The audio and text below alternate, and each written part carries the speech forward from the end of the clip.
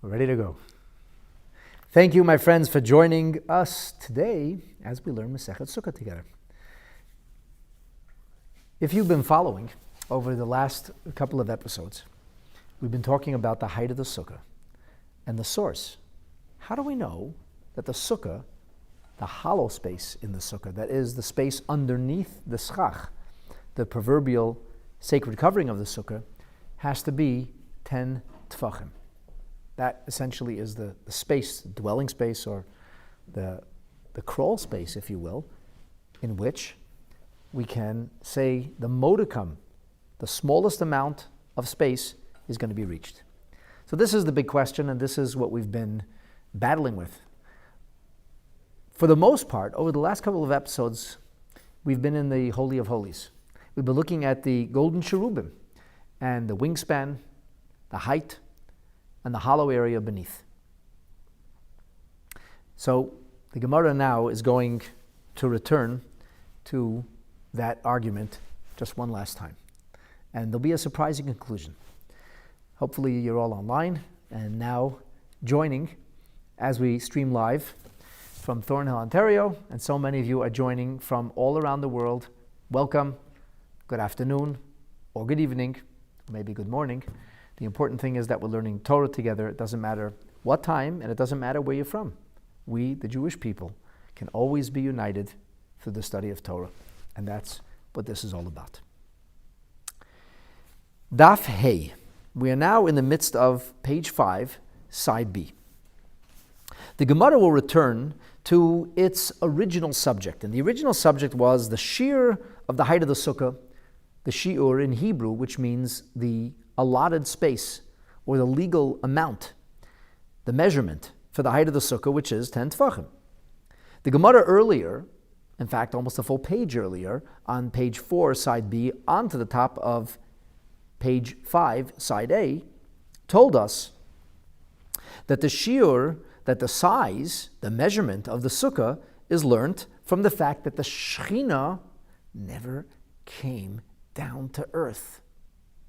It's a proverbial, metaphorical, and allegorical idea, of course, but nonetheless, it's understood on some level literally.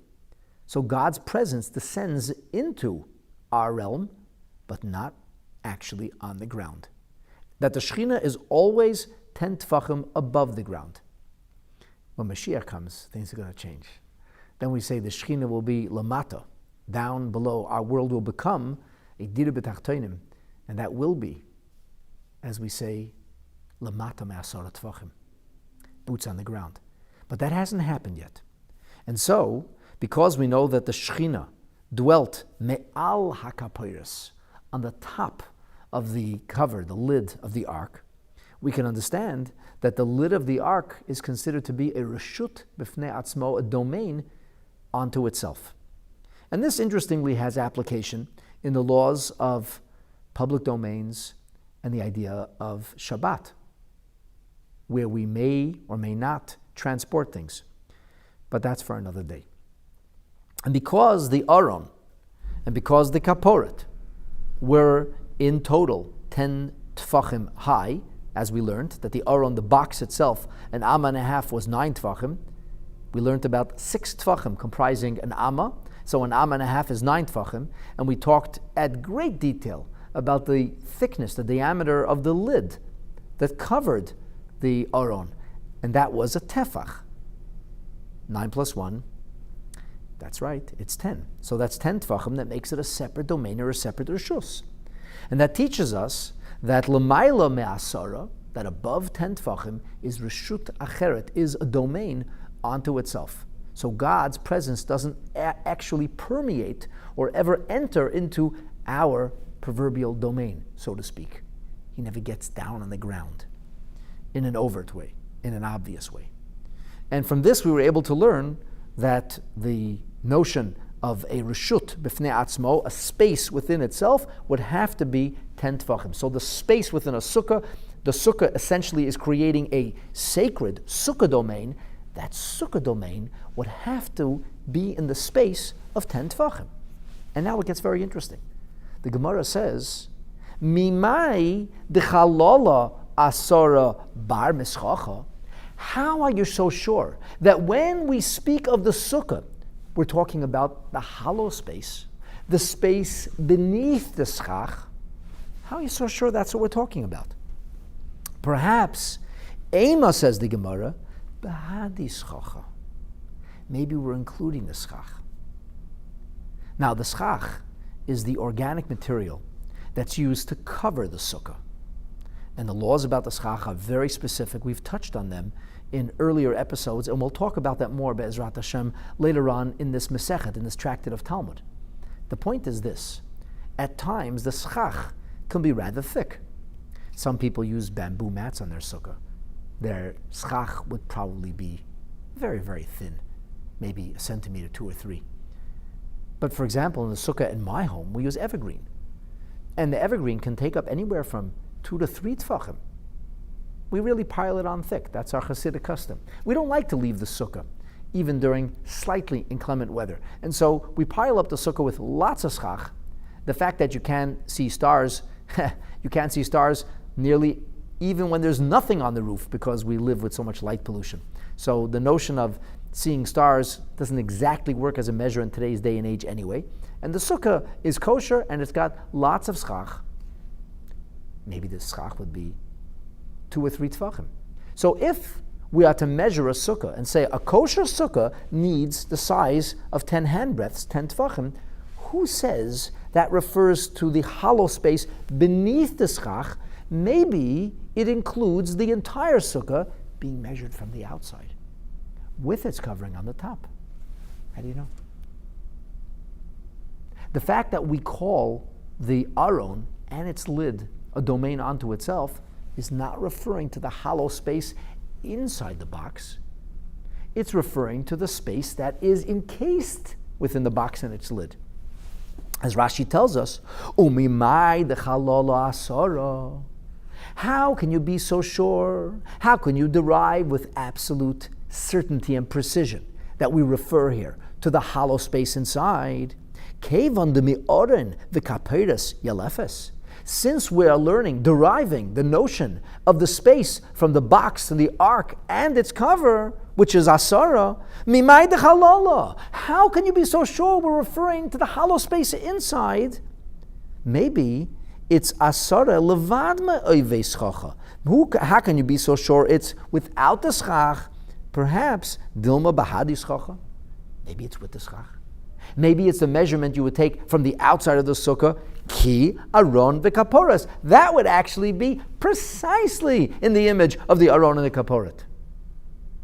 So if the aron and the kaporet become our source, our legal source for the size of a sukkah, and we say the aron is 9 tfachim, the lid on top was the diameter of a tefach, which gives us a sum total of 10. And from this I know that the domain of 10 tfachim is a domain unto itself. And from this I can be sure that the notion of the domain created by the sukkah, in the hollow of the sukkah, beneath the schach that is spread above, is 10 tfachim. Gemara says, Mimai. How do you know that?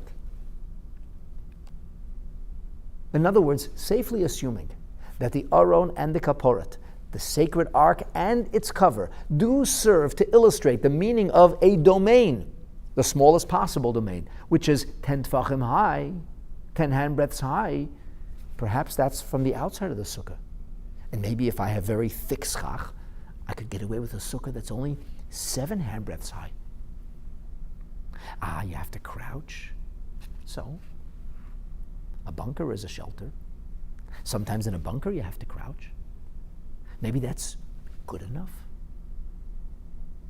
Really, the Gemara is asking a very, very incisive question. It's like you have beautiful logic. You have a wonderful source. It's clear as day. Yeah, except the details don't necessarily pan out. And this brings us back then to the original question: how do we know the size inside the sukkah? We have this tradition that it's 10 tfachim, but we need to find the source for this. That's the question the Gemara asks. So the Gemara comes along and says, because of this question that you asked, we are going to have to shift gears. We're still going to talk about winged cherubim. We're still going to talk about a sacred space and its height. But instead of raising our eyes to the winged cherubim, instead we'll also look at the heights of a sacred ceiling. And instead of looking at the Mishkan that Moshe Rabbeinu built, we'll also take a look at the temple that was built by King Solomon. And here we're going to find some fascinating details about Solomon's temple that you might not have known. A second set of cherubim is going to be introduced to us. The Gemara says, because of this question, which the Gemara deems to be a very, very incisive, profound, and impactful question, a question which significantly, actually debilitatingly, weakens the argument we've advanced up until now, the Gemara says, Ella, rather, we must come with a different solution. Mi beis oilomim gomar. We learn this from the eternal home. Now it's interesting that the Beis HaMikdash has numerous names. The Rambam in his halachas of Mishnah Torah, when he restates the entirety of oral Torah in halachic prose, calls the Beis HaMikdash Beit HaBechira, the chosen home. Now, the chosen home, instead of Beit HaMikdash, the holy home, or the sacred sanctuary. The Rebbe once talked about this. He asked, why did the Rambam make the choice to switch from the typical name that most of us are used to? In fact, we recite it copiously during our daily davening, Sheyibana Beit HaMikdash. And the Rebbe said that Beit HaMikdash, the hallowed home, the sacred sanctuary, could actually refer to a number of different places. We know the Gemara tells us in Masechet Megillah and in Masechet Tanit that when they left the land of Israel, when they were exiled to Babylon, they actually took material from the Temple Mount, stones, and they used those in the foundation of the synagogues, the shuls, the Batei Knesiot and Batei Midrashot, the houses of prayer and the houses of study which they built. And we know that our shul is actually called a Migdash Ma'at, a minor sanctuary. The Maharal of Prague goes on to say that when one doesn't attend a shul, I didn't say a minyan, one doesn't attend a shul, you're ignoring the Beis HaMikdash. That is the Beis HaMikdash as we have it for today, in a microcosmic fashion. On some level, every single synagogue and house of worship all over the world is a Beit Mikdash. It may not be Beit HaMikdash, but it's a Beit Mikdash. And in a particular neighborhood, it might be the Beit HaMikdash, the hallowed home or sacred sanctuary. Because, as the Rebbe taught us, each and every single Jewish home can and should be a sanctuary for Hashem. The Rebbe insisted that every single home, in fact, every child's bedroom, should have a tzedakah box, should have a chumash and a siddur. That the room where a child lives should be imbued with a sense of holiness. A place where tzedakah, where charitable activities unfold. A place where Torah is studied.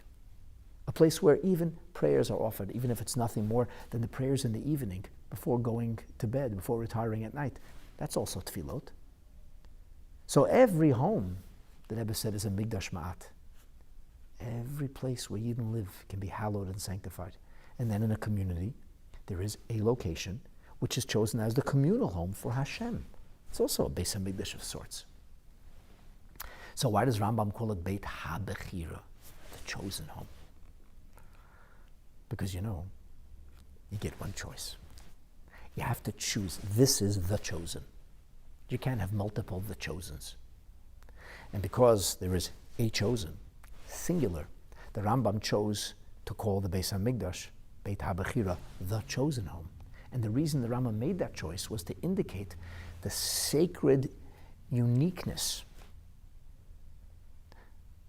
the unique holiness that's only found in the Temple Mount, which of course underscores the prohibition of building a Beit HaMikdash anywhere else.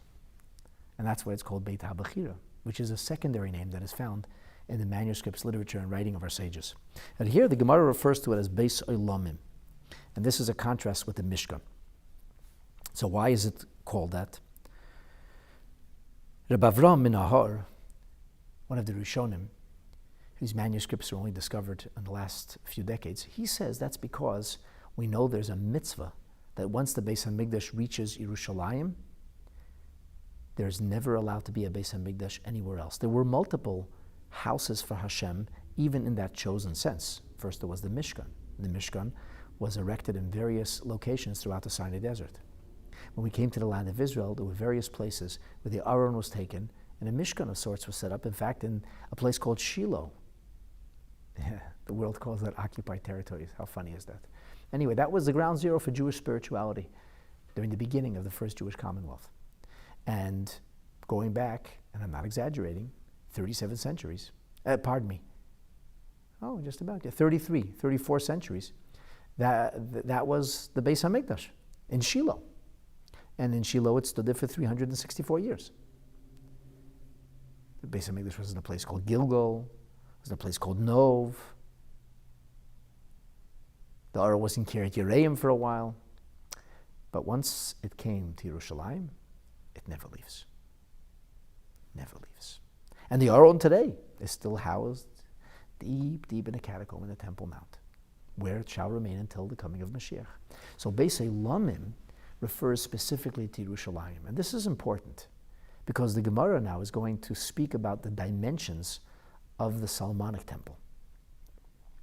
And that's, of course, unique to the Beis HaMikdash that Shlomo HaMelech built.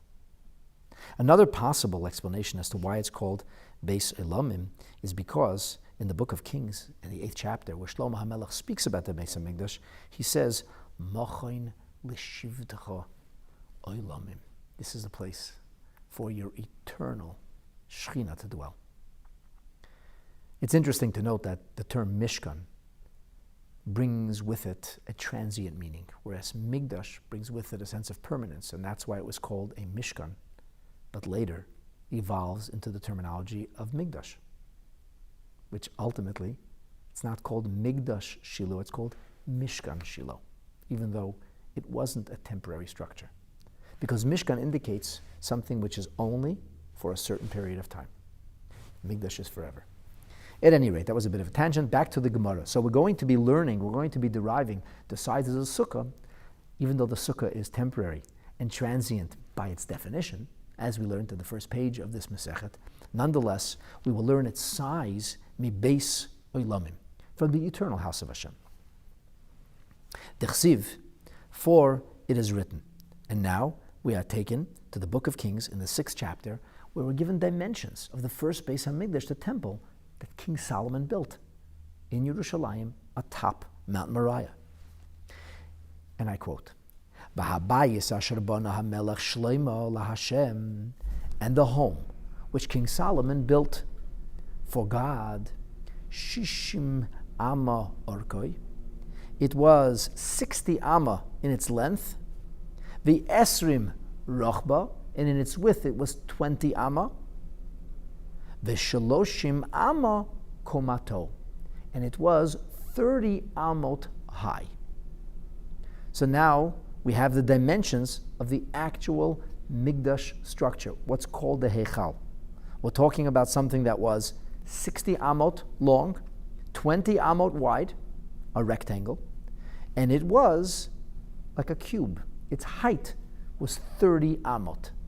Now an amma is anywhere between 18 inches and 24 inches, although we're pretty certain from things that we found in the Temple Mount, including the ancient stairs, which were revealed several decades ago, that an amma actually is just about exactly 18 inches. But there still remains a dispute about this, and in halacha, we have various opinions about things that have to be a certain size, including, for example, the talit katan, the small tzitzit that we wear on our person.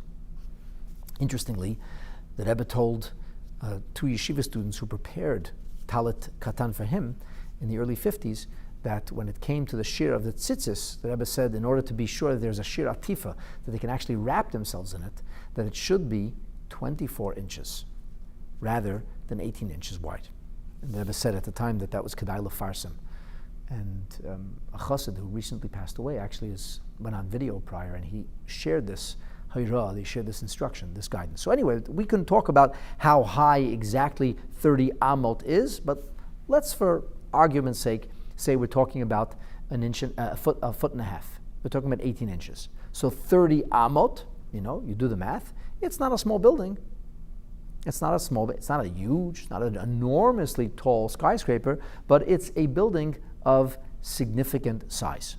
So if we're talking about 30 amot, we're not talking 30 feet, we're talking 45 feet. Foot and a half. That's how tall the first Beis HaMikdash was. Now the second Beis HaMikdash was very, very tall, much higher than this, but that's a subject for another day. That was something, and we talk about the second Beit HaMikdash as it was rebuilt by Herod, Beis Hurdus, which the Gemara calls one of the most beautiful edifices ever to grace planet Earth. Back to our Gemara. So we have Shloishim Amakim Osei, Uchsiv, and it says, Koimas hakruv ha'echad eser ba'amam. The size of one cherub was 10 amma, 15 feet high. Which cherubs are we talking about here?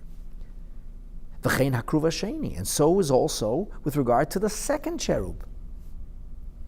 Now, clearly, we're not talking about the cherubim, the kruvim, which adorned the ark that were made by Moshe.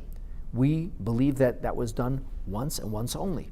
And those keruvim exist today on top of the ark, where it was entombed during the tenure of Hamelech Yeshayahu, who knew that at some point the Beis HaMikdash was going to be destroyed, and it would not be okay if the ark and the cherubim would fall into enemy hands. And he had a tradition, back to his great-great-grandfather Shlomo HaMelech, that when that time comes, we need to do our part in putting the Aron away, entombing it deep, deep in the mountain, where it'll never be found, not even by Indiana Jones. So this notion of the keruvim we're talking about now is clearly a second set of keruvim. And indeed, we have this tradition, Torah tradition, rabbinic tradition, that King Solomon built an additional set of keruvim which were placed behind the ark in the back of the Holy of Holies. Interestingly, this is demonstrated from another story in the Talmud that reveals the destruction of the first Beit HaMikdash and the Holy of Holies being penetrated and the cherubim embracing and weeping. And the Babylonians were blown away by what they saw. And they said, look, this is what the Jewish people worship. They were very moved by the imagery of the embrace between these keruvim that represent, anthropomorphically and allegorically speaking, God and the Jewish people. Now we know that the Aron wasn't there. Which keruvim did they see? It had to be the keruvim of Shlomo HaMelech. And here's where it gets really interesting. Our sages query, don't we have a tradition that when Bizman She Yisrael Eisim Ritzein Shel Makom, that when the Jewish people are following the will of Hashem, that the keruvim are me'urim zeh b'zeh, that the keruvim are actually embracing or kind of overlapping one another. But Bizman She'ein Yisrael Eisim Ritzein Shel Makom, and the Jewish people do not do what Hashem wants. They actually turn their backs away. So, how does that work? How does that work? Well, it works something like this. There were another set of keruvim. What this also tells us is that that second set of keruvim were also miraculous. It was not only the keruvim on top of the ark that were imbued with a sense of miraculous life and movement, but also the keruvim that were in the Holy of Holies behind the ark. Now, it is true that the Torah says, never ever make keruvim outside the Holy of Holies. Shlomo HaMelech understood that in the Holy of Holies, this was actually permissible. I saw a picture, I don't remember where I saw it, somewhere online, maybe it was one of the social media platforms, of a temple, I don't want to call it anything other than that, that for its ark created a replica, a wooden ark with cherubim. And it's like, wow, how creative. Oh, other than except that it outright violates an open verse in the Torah that says, do not make images like this outside of the Holy of Holies. And no traditional Jewish house of worship has ever featured keruvim. Many Aronei Kodesh, many holy arks have featured lions with a tongue strangely extended, and that's a story for another day, but not keruvim. because that is unique to the Beis HaMikdash. But Shlomo HaMelech understood that it would be appropriate to make a second set of very, very large, imposing kruvim inside the Holy of Holies. So the Gemara says that we have these two kruvim that were behind the Ark of Covenant, or the Ark that housed the tablets of the Covenant. Okay, the Aron Abris, say there. That's fine now. Now the Gemara goes on and says, we learned in a Braisa, V'tanya, Ma matzinu bebeis elamin, just as we find in the eternal home, which is here how we're contrasting the Mishkan and the Beis HaMikdash. We find that there are keruvim b'shlish habayis, that the cherubim actually filled the hollow, the space, 1/3 of the actual space. Hein eimdim, in the house, in the room that they occupied. Simple. The room was 30 amot high. The keruvim were 10 amot high. That's 1/3. So it also Mishkan Nami. In the Mishkan, the spacing was also in the mirror image. Keruvim b'shlish habayis hein eindim. The keruvim stood or filled the space of 1/3 of the area which was called the Holy of Holy, or the Mishkan sanctuary. So the Gemara now has finished quoting the Braisa. The Braisa draws a juxtaposition between Shlomo HaMelech's Beis HaMikdash and the kruvim that he fashioned, which were able to occupy 1/3 of the hollow space, and the Beis HaMikdash, the Mishkan, that was built by Moshe Rabbeinu, that in which the kruvim also, says the Braisa, filled 1/3 of the space. So now our Gemara begins to analyze this. The Gemara says, Kama have, Mishkan kama have. How big was the Mishkan? You know what, before I go on, I want to just share with you the words of Rashi. Rashi says, B'shlish habayis and eimdim, shahayu hakruvim sha'asa shleima. The kruvim that were fashioned by Shlomo HaMelech, ba'aretz, were rooted in the ground, planted on the ground, al ragleim, on their feet. They did not adorn any other structure or edifice. They were not on a pedestal. They were flat on the ground. Viksiv, and it's written, koimas hakruv, the height of each one of these cherubs was 10 amot. Nimtza komato, then we will find its height occupying kola, ends or reaches shlish goiva habayis, 1/3 of the actual space, the living space, the area space in that room, which was shloshim, 30 amot high. So the Braisa says, juxtapose. Draw a line, a parallel between the Beis Elamim, the eternal house, the Beit HaMikdash built by Shlomo HaMelech, and the Mishkan, the traveling tabernacle or sanctuary, which was fashioned by and under the tutelage of Moshe Rabbeinu. Afkan, the Mishkan shahayu hakruvim, in the Mishkan, which were housed the kruvim, sha'asa Moshe, which was all fashioned by Moshe, ala kapiris, which was on the lid of the ark, hayu goiva kola, their height concluded, b'shlish goiva habayis, in 1/3 of the height of that specific edifice, of that specific built-up area. So the Gemara comes along and says, Mishkan kamahayu. How high, kamahave, how high was the Mishkan? And the Gemara answers, Eser amot. It was 10 amot high, 15 feet high. How do you know that the Mishkan was Eser amot? How do we know that it was 10? Where does it say that? We don't have a verse that says, and here's how high the Mishkan was. The Gemara says simple. Dichsiv, it's written, Eser amos oirech hakeresh. Each board was 10 amot. Kama hayu lahu. So if you think about each board being 10 amot high, so kama havalahu, how many were there, how high was it in tefach measurement? So the Gemara says, its tefach measurement was shisin pushchei. Shisin pushchei are, a pushchei, according to the Aruch, is a tefach. In Aramaic or Greek, you call it a pushchei. So if every amma is 6 tfachim, and you have 10 amot, you got yourself 60 tfachim. That's how high it was. 60 hands breadths. Shisin or shitin pishrei, 10 hand breadths high.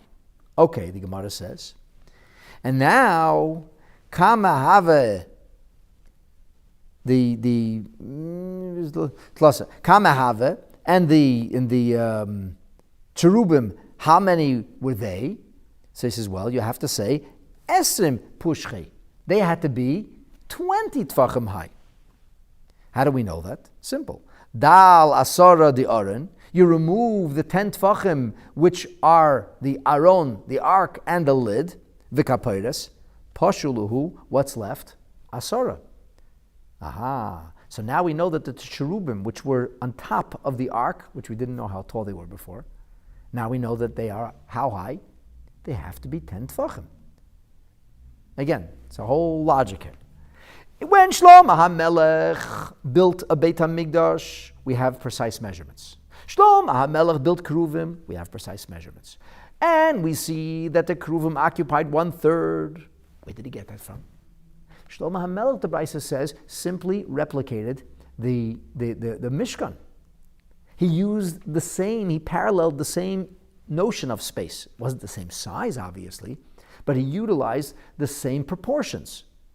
And so if Shlomo HaMelech built a Beis HaMikdash in which the Keruvim were able or were supposed to take up 1/3, what did he base that on? Why did he even make a second set of Keruvim? He said because the Keruvim are supposed to reach into 33%, 1/3 of the area which is hollow, which is sacred space. So he says the Keruvim were built originally for the Mishkan. They filled 1/3 of the space. Shlomo HaMelech now had to be sure there were Keruvim that would fill 1/3 of the space in the Beis Elamim. We know exactly how much that was. 60 amot high, and we have, 30 amot high, and the Keruvim are 10 amot high. And this is learned from the notion that the Keruvim filled 1/3 of the space in the Mishkan. 10 amot in the Mishkan, 10 times 6 is 60, 60 pishchi, 60 tvachim, 60 hand breadths. We know that the Aron was 10 because it was an amma v'chetzi, an amma and a half. 6 tvachim an amma v'chetzi, amma and a half, 9 tvachim. We learned that the lid, the kaporet, the diameter was a tefach high. The Keruvim were on top of the lid. So if they occupied, in total, 30%, 33.3% of those 1/3. So what do we end up with? Clearly, we have this notion that the Keruvim had to be 10 tefachim high. Okay, how does that help us?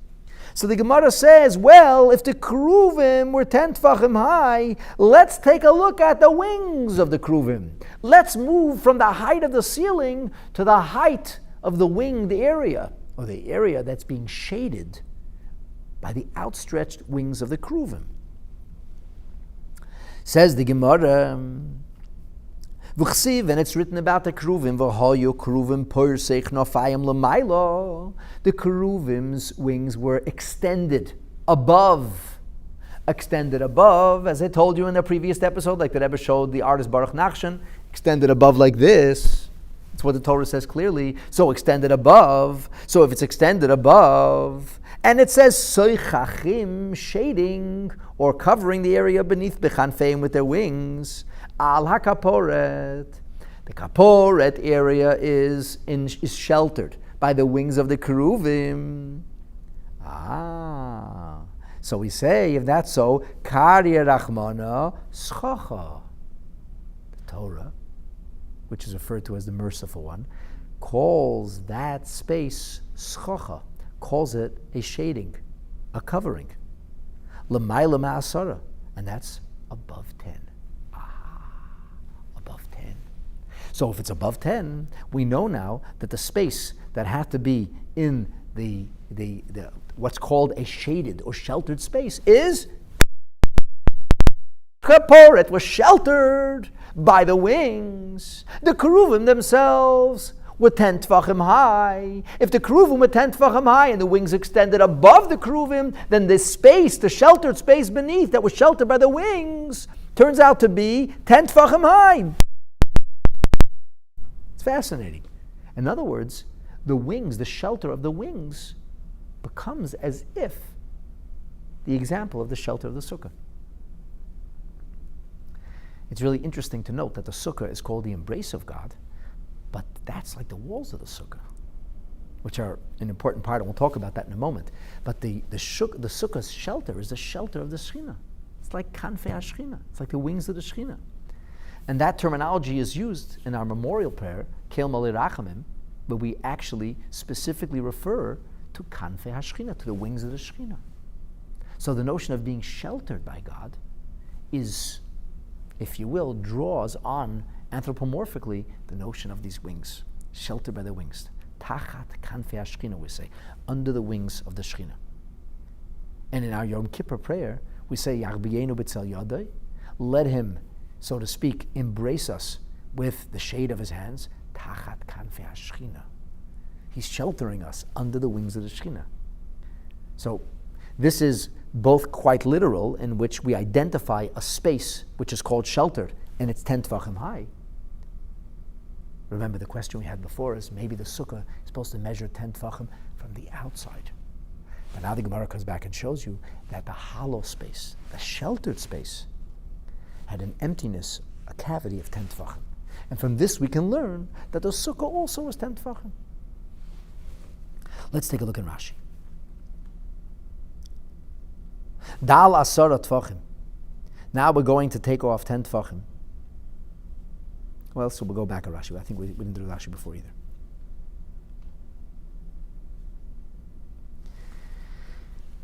With regard to Shlomo HaMelech, the Keruvim that he made, it says clearly were 10 amot high. Now we're talking about the Mishkan, which was 10 amot high. Tilise kamehave, 1/3 would be what? Says the Gemara Esrim. Nimtza, we find ourselves now informed, Goiva HaKeruvim, that the height of the Keruvim, Kala, ended L'Soif Esrim Tvachim, at the end of 20 Tvachim, min haaretz, from the ground. Vehin oimdim ala kaporet. And they're standing on the kaporet, because that's where the Keruvim were standing. Those statuettes, if you will, were hammered out from the same ingot of gold that the kaporet was actually made. Da'al asar tvachim da'ar v'kaporet. Ladas meiresham shel keruvim kamahava, to know how tall the keruvim, the cherubim, were from their heads downward. Nimtza meiresham, from the head of the keruvim, shel keruv ad ragleim.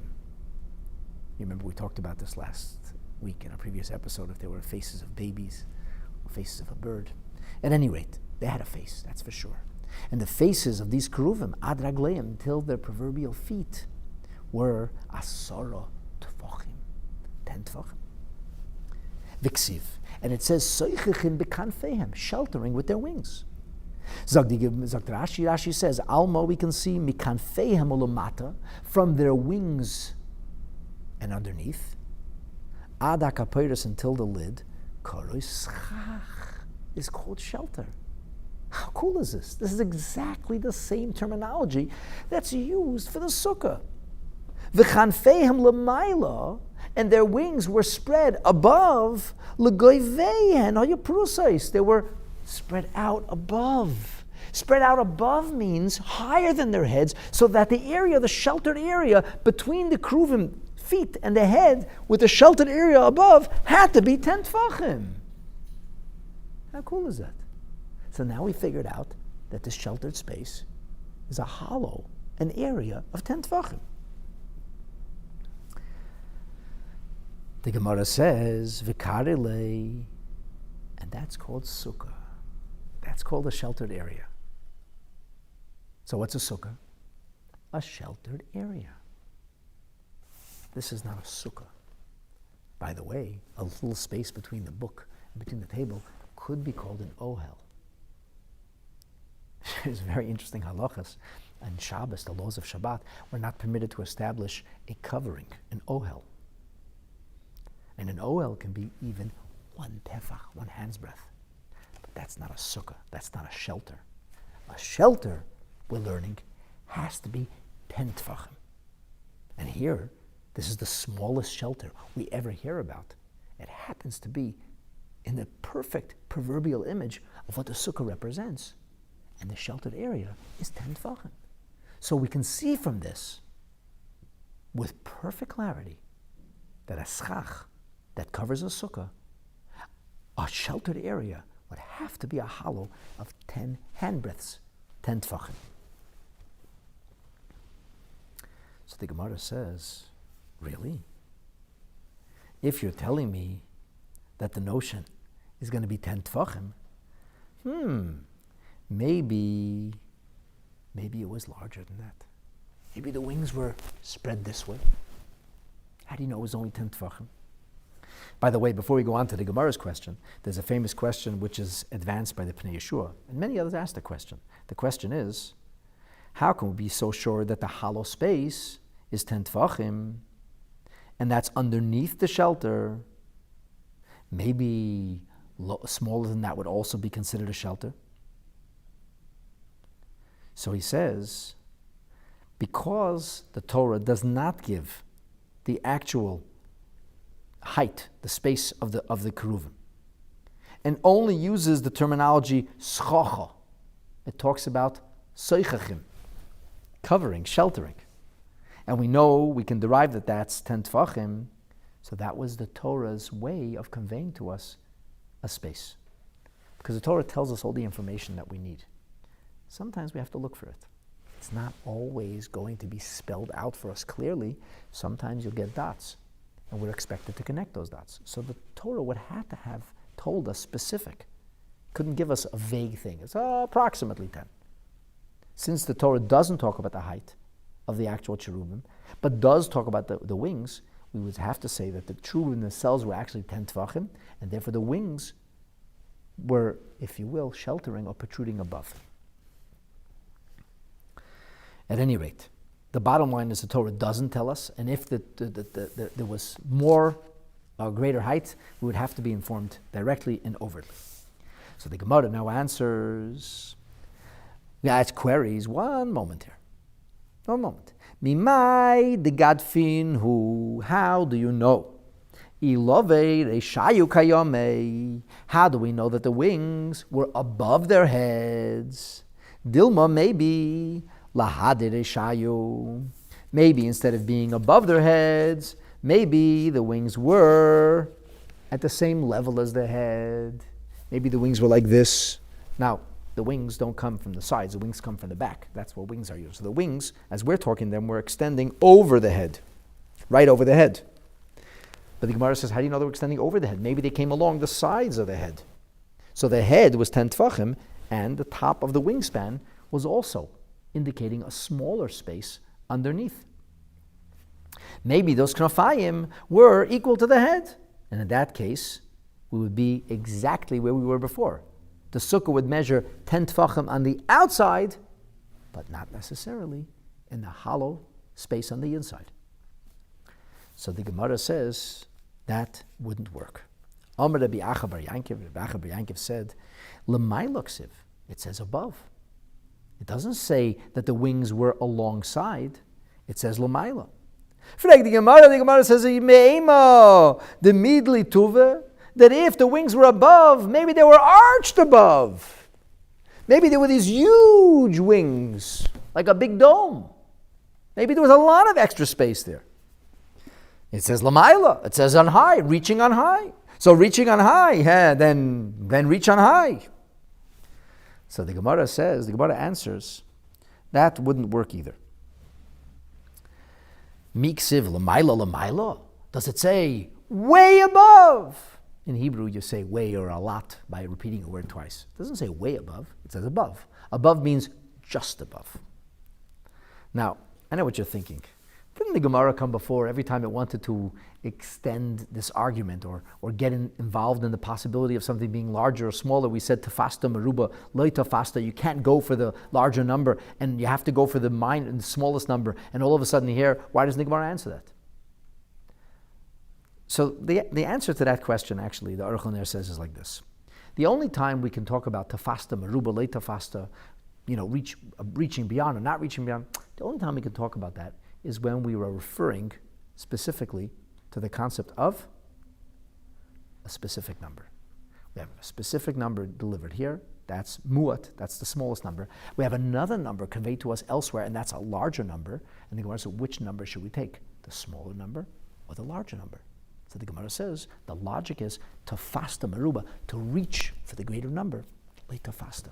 You will not be able to hold on to that, because somebody will say to you, why do you reach high? Reach lower. This we can all agree on. This is certain. The rest is conjecture. But that's when we have actual poles identified.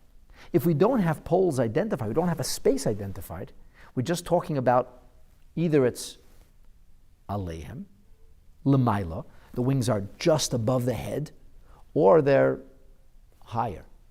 How higher? Where higher? We don't know. Just higher. So it's not even a question of tafasta. There's nothing to grab onto. There is no space. You can use the terminology grabbing or holding, grasping, when you have something to grasp. Here it's all thin air. You don't know what you're talking about. It's just a supposition that maybe it was larger.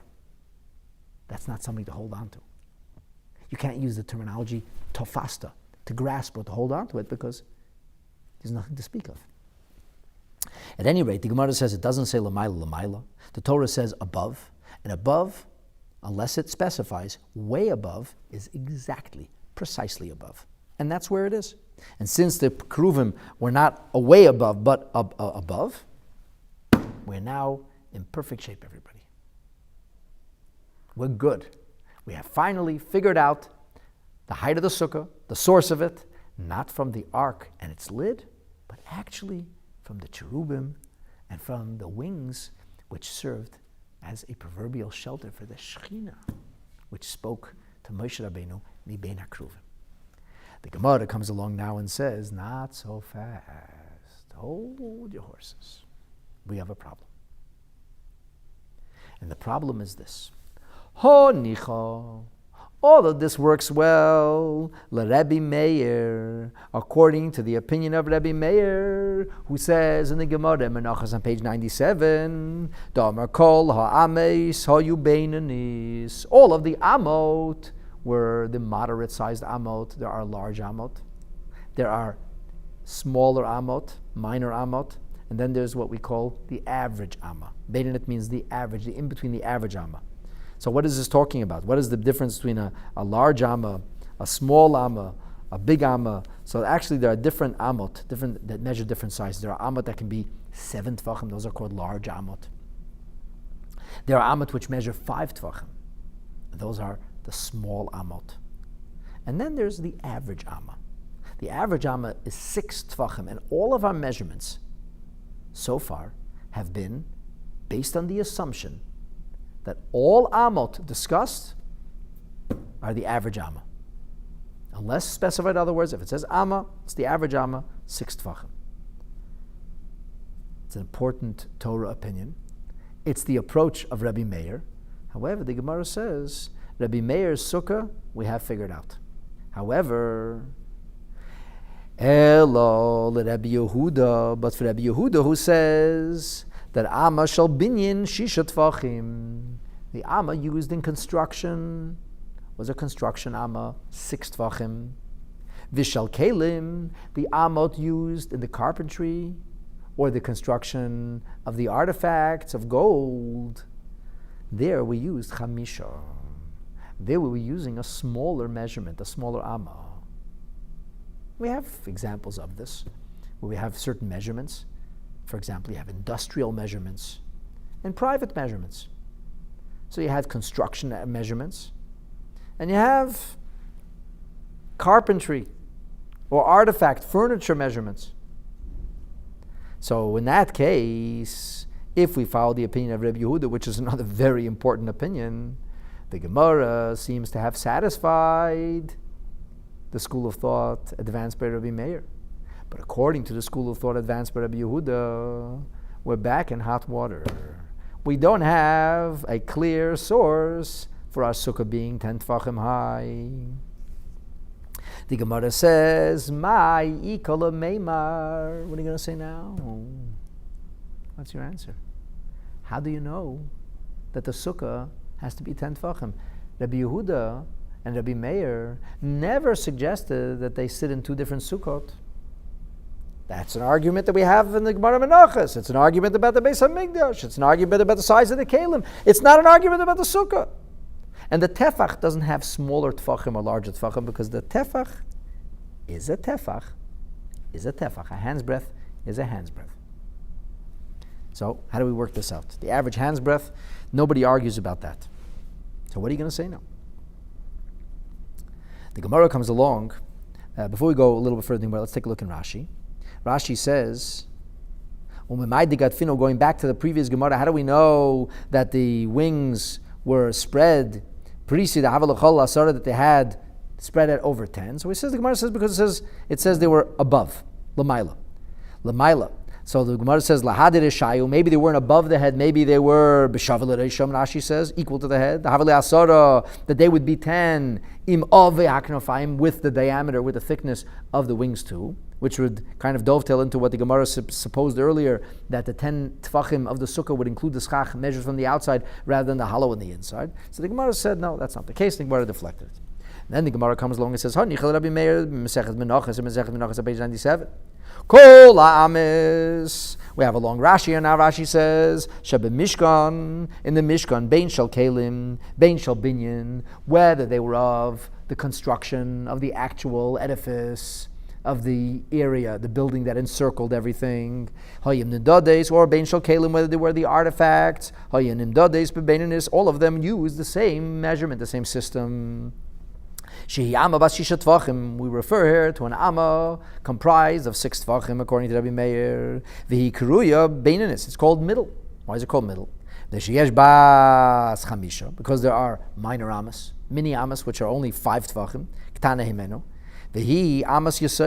That is the amma that was used on the bottom of the mizbeach, and the soiviv, the foundation of the mizbeach, that which went around the mizbeach. The Amma Hakrones, we know that the horns of the Mizbeach had to be an Amma high, and those Ammas were actually made of smaller Ammas, only 5 Tfachim high. V'Amma v'Ribua Shel Mizbeach HaPnimi. That was the Amma and a quarter from the inner Mizbeach. Kedar b'Menachos, like the Gemara says in Menachos. Mahaikra, from this pasuk. Ve'el Amidas HaMizbeach ba'Amma, Amma v'Teifach. So from that pasuk we can see that it was in a different measurement. V'yesh gedoylahim, and Rashi says there is a larger amma, and that is chatzi etzba, an extra, so to speak, a half a finger. Kedetan b'psachim shtei ames hoyu b'Shushan abira. There were 2 royal cubits in Shushan, which was at one point the center of civilization for the world. They were like the ones who were broadcasting the numbers, like the metric system or the other system. That was the system. And there actually, in that system, there were Achas Yeseda, Shel Meisha, Chatzi Etzba. One of them was larger by a half a finger. No, do the math. If you do all the half a fingers together, you end up with 6 Tfachim, not 7 Tfachim, when you put the Amma together. Shtei Ames, Beis makles, 2 amas, which are made of, so to speak, 2 rods. Asuyin limded ben ama ha'ama. There was 2 measuring rods, 2 yardsticks. Shushan abira makoimhi al chaymes shara mizrach. By the way, the area of Shushan abira was also called the area above the Shara Mizrachi. The eastern gate that entered into the Beis HaMikdash was called Shar Shushan, and according to one opinion, because the skyline of Shushan was emblazoned on it in the second Beis HaMikdash. And over there, so the Gemara says, all of this is beautiful, fantastic. The Meir, who usually says that all Amas are more or less uniform, everything works out fine. So Kedi Aleph, like the Gemara derived, Dal Yud La'aron, minus 10 Tfachim for the Aron, because an Am and a half. If you say it's 6 is 9 Tfachim, and then a Kapiris, which is Pashul Asada, that takes off 10 from the bottom, and then we have 10 from the Chanfeim, from the wings, Ad Makam Mishavam. However, according to the opinion of Rabbi Yehuda, who says that when we talk about Kalim, we're not talking about 6 Tfachim, but rather 5 Tfachim. Michael Meimar. Iminei Yalefes, Boy Chalola, Chad Sari Upalga. What are we going to do over here now? We're missing space, guys. This area is no longer going to be able to measure 10 tfachim. It's going to have to be measuring, because we're using a different amma, 8.5. The Aron v'Kapeirus, Tam Neopalga. The Aron and the Kapeirus is only 8.5.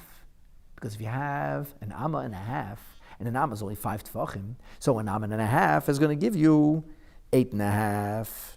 The cave on the kruv, bishlish habayis, oimdim. Because the kruvim, we learned, are only going to be 1/3 of the height. Hainu l'seif asara pashu chad sari opalga. If so, we actually end up with a different measurement for the sukkah. Not a smaller measurement, but a larger measurement. In other words, Rashi says, the Gemara makes the assumption that the notion of 1/3 is solid. The question, though, is how big are the kruvim? If we have an aron which is made of a different cubit, we have not 9 tfachim high of an aron, because an amma is not 6. If an amma is 6 handbreadths, an amma and a half is 9 handbreadths. But if an amma is 5 handbreadths, then an amma and a half is 5 handbreadths, and then a half amma is 2.5. So if we have 2.5 tfachim, and then we have the tefach, which is made of the lid, we end up with 8.5 tfachim. Now we need to get to 20 tfachim so that the keruvim should be able to occupy 1/3 the space of the Mishkan, which was 10 amot, made of 6 tefach amos, 60 amot. What are we missing? We're going to be missing because we have now minused. Instead of 10 tefachim, we only have 8.5 tefachim. We're missing a tefach and a half. If we're missing a tefach and a half, we have to add that tefach and a half, that hand's breadth and a half, to the height of the kruvim. In which case, according to Rabbi Yehuda, by virtue of this logic, the sukkah should have to be not 10 handbreadths, but 11.5 handbreadths. And nobody says that a sukkah has to be 11.5 handbreadths. So we got a problem. We don't have a source. As the Gemara says, Orim v'Kapeirus, going back now to the language, the verbiage of the Gemara.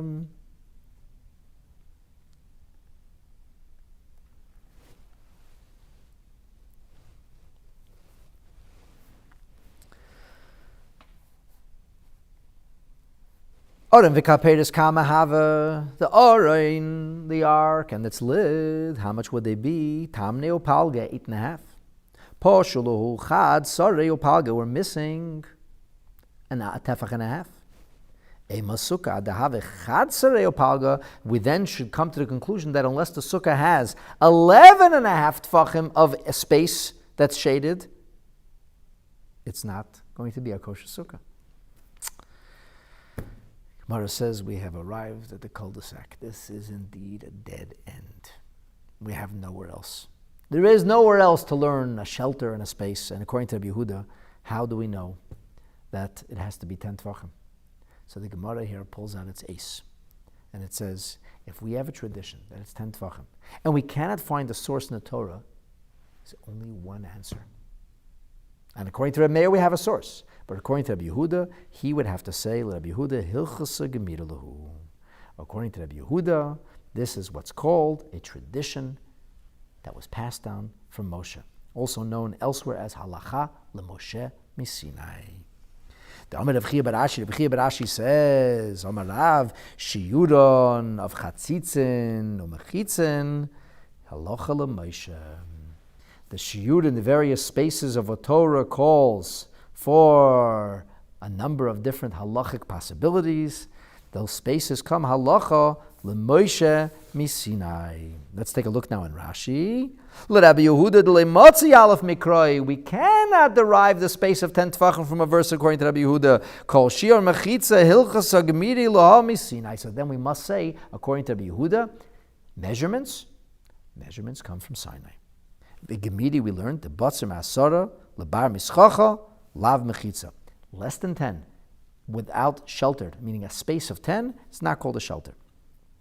It's not called a barrier. Not a shelter, but a barrier.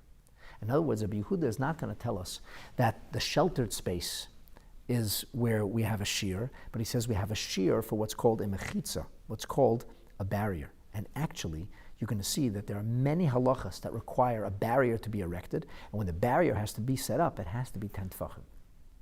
So whilst we don't have an open Mishnah anywhere that talks about a sheltered area that's only for the sukkah, we have many examples of barriers that are required. And the barriers always end up being 10 tefachim. This, for example, when we talk about Shabbat, we talked about this earlier. When you create a wall that encircles a domain for Shabbat, how high does it have to be? 10 tefachim. Where do we know that from? That's halacha l'meisha Sinai. Now the sukkah requires walls. We got very creative with walls in the past, but it still requires a wall space. So since the sukkah requires a wall or a wall space, and since the schach is on top of the mechitza, we know then that the wall barrier has to be 10 tefachim. If a barrier has to be 10 tefachim, then the hollow space beneath the schach will always be 10 tefachim. So whilst we don't have halacha l'meisha Sinai clearly telling us about the space beneath, we can derive it through halacha l'meisha Sinai by ages of, or by virtue of halacha l'meisha Sinai, because halacha l'meisha Sinai does inform us about what a mechitza is. So it's not as if we say, oh, we don't have a source, halacha l'meisha Sinai. No. We actually do have a halacha l'meisha Sinai tradition, not for schach, not for shelter, but for walls. And Rashi says, chatzitzin. What does this mean? Chatzitzin means let's go back one. Shiyurin, shal isurin. The measurements of what is considered to be a prohibition. When do you break or violate a Torah infraction? Going, for example, kezayet l'chol achilas iser. If the Torah says don't eat it, if you nibble it, you're not doing the right thing, but you didn't actually fully violate the Torah's laws, or you didn't satisfy the actual violation so as to create a full-on consequence, a case for culpability. And this is, for example, when it comes to eating non-kosher things, consuming non-kosher things, and eating, a serving is called a kezayet. When it comes to Yom Kippur, we don't look at a serving. When it comes to Yom Kippur, we look at stilling hunger, and the example there is a kosevet, the size of an olive is used, a kezayet, for what's called a serving, and what's called for Yom Kippur, that which takes away hunger, is called a large fig, a kosevet sagasa. So the Gemara says, chatzitzin, shehachatzitza, peiseles betfila, the notion of a barrier between something that was going to be absorbed, had to be immersed in a mikveh, fully immersed. If there's something else on the surface, how big would that have to be to constitute an official chatzitza, an official substance that serves as a go-between and blocks the immersion from being accomplished? And finally, mechitzin, the laws of mechitza, the laws of a barrier. Not to be confused with the mechitza and the shul, which is about vision and about the natural line of vision. But here we're talking about mechitza from a legalistic perspective. And this, my dear friends, is going to be continued with Hashem's help in our next episode, where we delve into the measures and the specific sizes and spaces as ordained in the Torah, learned from a very fruity source. But for that, you'll have to come back for our next episode, Be'ezrat Hashem, next week. Thank you for joining.